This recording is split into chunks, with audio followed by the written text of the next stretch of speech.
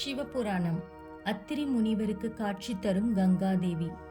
அத்திரி முனிவருக்கு தன் மனைவியான அனுஷ்யா தேவி கூறியவற்றை யாவும் ஆச்சரியமாக இருந்தது. ஏனென்றால் பெரிய ஞானிகளுக்கும் முனிவர்களுக்கும் எட்டாத கனியாக இருக்கும் இந்த பாக்கியம் உனக்கு எப்படி கிடைத்திருக்கும்? என்னால் உன்னை முழுமையாக நம்ப முடியவில்லையே.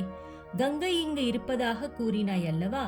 கங்கை இருக்கும் இடத்தை பார்த்தால் மட்டுமே என்னால் உன்னை நம்ப இயலும் என்று கூறினார்.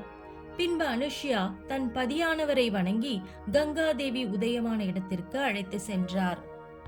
அனுஷ்யா தேவி தோண்டிய குழியிலிருந்து நீர் வெளிப்பட்டு வருவதை கண்ட அத்திரி முனிவர் மிகுந்த மகிழ்ச்சி அடைந்தார். அத்திரி முனிவர் தன் துணைவியை நோக்கி, நீ பெரும் பாக்கியம் நிறைந்தவள். எம்பெருமான் திருமுடியில் வீற்றிருக்கும் கங்காதேவியே உனக்காக இங்கே தோன்றி அருள் செய்தார் என்றால் உன்னுடைய தவம் இனிதே பூர்த்தியாகிவிட்டது என்று பெருமகிழ்ச்சியுடன் கூறினார். கங்காதேவி இங்கே தோன்றியிருக்கின்றாள் என்றால் என் தவமும் பூர்த்தியாகிவிட்டது. யாருக்கும் கிடைக்காத பாக்கியமான கங்கை நீரில் ஸ்நானம் செய்யும் அருள் பெற்றேன் என்று கூறி கங்கை நீரில் நீராடி ஆசமனம் செய்து கங்காதேவியை மனதார வேண்டினார்.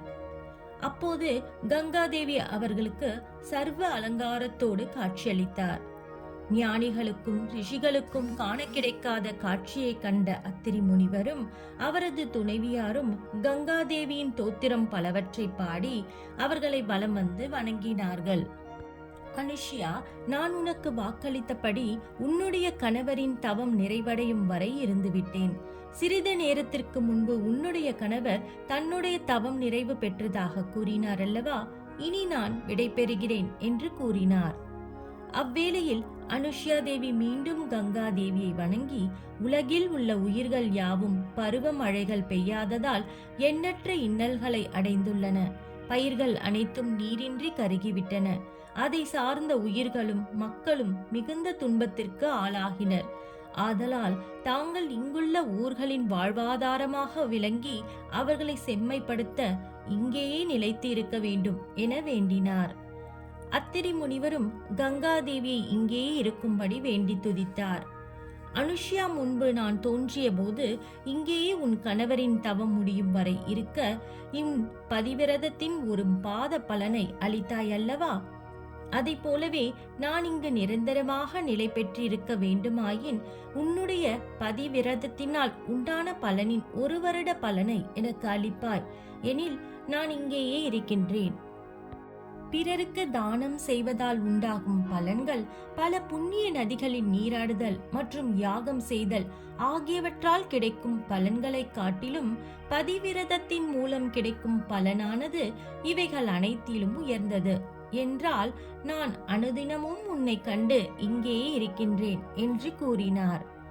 கங்காதேவி கூறியதை கேட்ட அனுஷ்யா சற்றும் சிந்திக்காமல் உலக மக்களின் நன்மைக்காக தனக்கு கிடைத்த பதிவிரதத்தால் உண்டான பலன்களில் 1 வருட பலனை கங்கை தேவிக்கு அளிப்பதாக கூறி உறுதி செய்ததோடு மட்டுமல்லாமல் அவர் வேண்டிய பலனை அளித்தார்.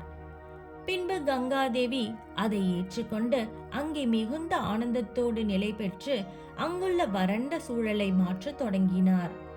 இவை யாவற்றையும் கண்ட எம்பெருமான் அனுஷ்யா தேவி அனுதினமும் பூஜித்து வணங்கி வந்த சிவலிங்கத்தில் இருந்து எழுந்தருளி அவர்களுக்கு காட்சி அளித்தார். அனுஷ்யா தேவி எம்பெருமானை கண்டதும் அவரை வணங்கி பலவாறு துதித்து போற்றினார்.